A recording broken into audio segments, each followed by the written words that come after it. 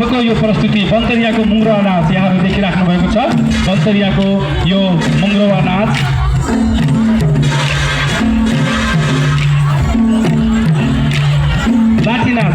लाठी नाच बन्तरियाको लाठी नाच प्रस्तुत हुँदैछ।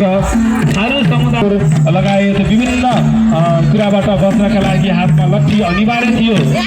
त्यही लट्ठी बोक्ने परम्परा युद्ध कला कौशलबाट नै यो लाठी नाचको सुरुवात भएको हुनुपर्छ। किनभने आफ्नो सुरक्षाका लागि यसलाई कलात्मक रूपमा प्रस्तुत गर्दै लाठी नाचको सुरुवात भएको हुनुपर्छ। यही सन्दर्भमा यो लाठी नाच यहाँहरूले अवलोकन गरिराख्नु भएको छ। यो माघी मेला हाम्रो धार्मिक र सांस्कृतिक सङ्गम स्थल हो। पर पूर्वकालदेखि लाग्दै आएको हाम्रा पुर्खाहरूले हाम्रा पूर्वजहरूले जोगाएर यहाँसम्म ल्याइपुर्याएको यो माघी मेलालाई कसरी अझ भव्य रूपमा सम्पन्न गर्नुपर्छ, यो तपाईँ हामी सबैको उत्तिकै महत्त्वपूर्ण भूमिका र दायित्व हो।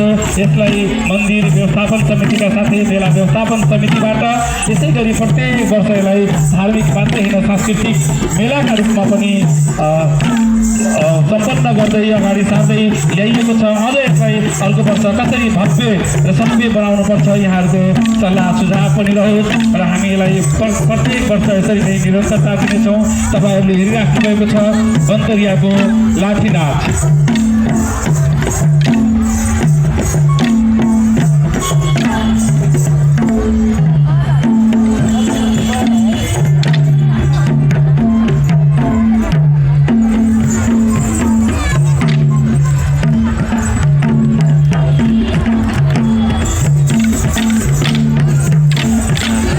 Já sei.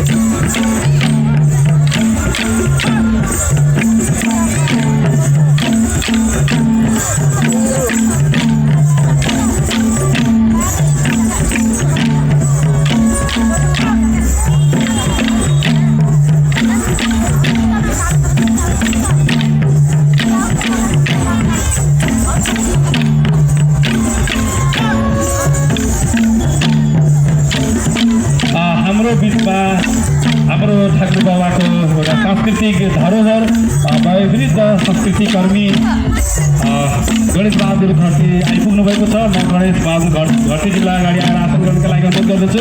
यसै गरी ठाकुर बाबा नगरपालिका वडा नम्बर 2 का वडा अध्यक्षज्यू को आगमन भएको छ। म ठाकुर बाबा नगरपालिका वडा नम्बर 2 का वडा अध्यक्ष कमल चपाईज्यूलाई आसन गर्नका लागि हार्दिक अनुरोध गर्दछु। यसै गरी यहाँ ठाकुर बाबा खेलकुद विकास समितिका अध्यक्षज्यूको आगमन भएको छ। म ठाकुर बाबा खेलकुद विकास समितिका अध्यक्ष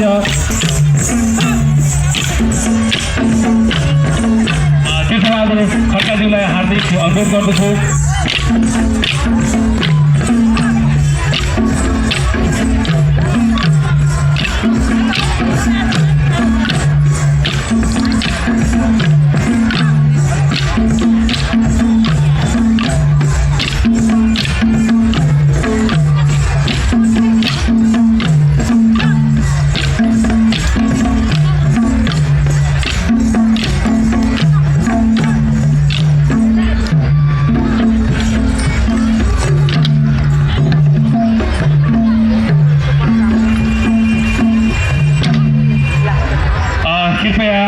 यहाँहरू अग्लो ठाउँमा उभिनु भएको छ। त्यसपछि पछाडिकालाई देख्न समस्या भइरहेको छ, बसिदिनु होला।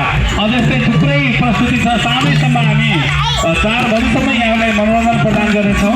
त्यस कारणले यहाँलाई म बसिदिन यथा स्थानमा आरामसँग बसेर हेरिदिन अनुरोध गर्दछु। कृपया बसिदिनु होला, पछाडि हेर्न समस्या भएको छ। म यहाँलाई बसिदिन हुन अनुरोध गर्दछु।